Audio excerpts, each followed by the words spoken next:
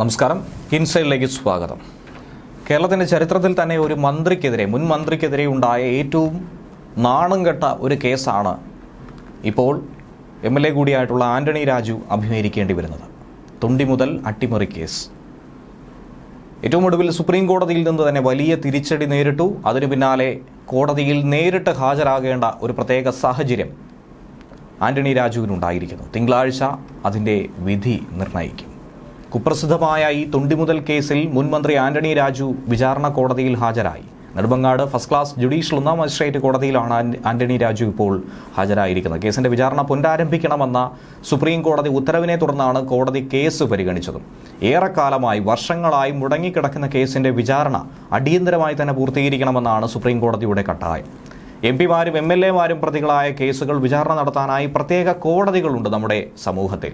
ഈ case MP MLA കോടതിയുടെ പരിഗണനയിൽ വരുന്നതാണെന്നും ആന്റണി രാജുവിന്റെ അഭിഭാഷകൻ കോടതിയിൽ തന്നെ എടുത്തു പറഞ്ഞു.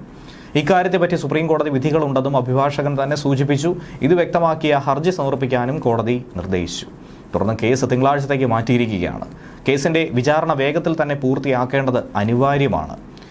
ലഹരി കേസിൽ അറസ്റ്റിലായ വിദേശ പൗരനെ രക്ഷിക്കാൻ വേണ്ടി കോടതിയിലിരുന്ന ഒരു തൊണ്ടിമുതലിനെ, അടിവസ്ത്രത്തിനെ, അതിൽ കൃത്രിമം കാണിച്ചു എന്നുള്ളതാണ് നിലനിൽക്കുന്ന കേസ്. കഴിഞ്ഞ 18 വർഷമായി ഈ കേസിൽ തുടർ നീക്കമൊന്നും തന്നെ ഉണ്ടായിരുന്നില്ല.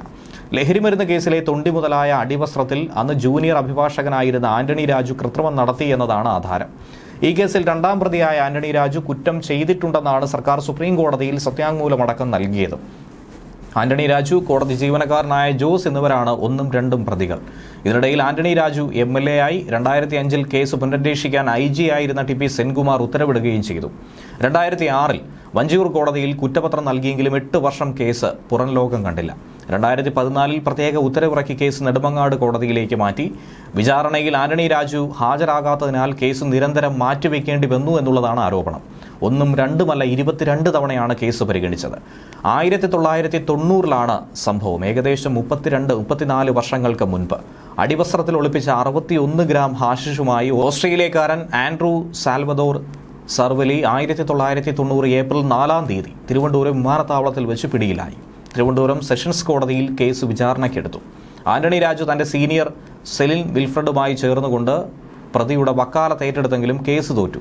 10 വർഷം തടവും 1 ലക്ഷം രൂപ പിഴയും വിധിച്ച് Thiruvananthapuram sessions judge KV Sankaranarayanan ഉത്തരവിറക്കി. തൊട്ടു പിന്നാലെ ഹൈക്കോടതിയിൽ അപ്പീലും ഫയൽ ചെയ്തു. പ്രഗത്ഭനായിരുന്ന കുഞ്ഞിരാമ മേനോനായിരുന്നു പ്രതിക്ക് വേണ്ടി വക്കാലത്ത് ഏറ്റെടുത്തത്.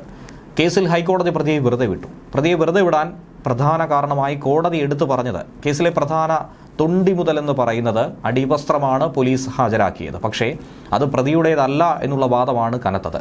അടിവസ്ത്രം പ്രതിക്ക് ഇടാൻ കഴിയില്ല എന്ന് നേരിട്ട് അതിനെ ശ്രമിച്ചു നോക്കി തന്നെ ഉറപ്പാക്കി കോടതി.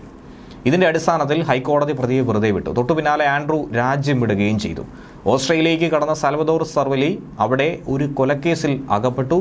പിന്നീട് മെൽബൺ റിമാൻഡ് സെന്ററിൽ തടവിൽ കിടക്കുമ്പോൾ ആൻഡ്രൂ സഹതടവുകാരനോട് കേരളത്തിലെ കേസിൽ അഭിഭാഷകന്റെയും കോടതിയിലെ ക്ലർക്കിന്റെയും സഹായത്തോടെ അടിവസ്ത്രം മാറ്റി കുറ്റവിമുക്തനായ കാര്യം തുറന്നു പറയുകയുണ്ടായി.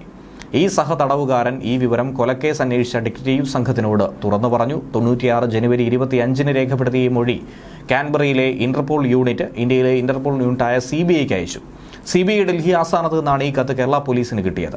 ഈ കത്ത് കണ്ടെടുത്തതോടെ കേസിൽ കൃത്രിമം നടന്നുവെന്ന് ചൂണ്ടിക്കാട്ടി അന്വേഷണ ഉദ്യോഗസ്ഥനായ CI KK ജയമോഹൻ ഹൈക്കോടതി വിജിലൻസിന് പരാതി നൽകി. 3.5 വർഷത്തെ പരിശോധനയ്ക്ക് ശേഷം ഇക്കാര്യം അന്വേഷിക്കാൻ ഹൈക്കോടതി ഉത്തരവിട്ടു.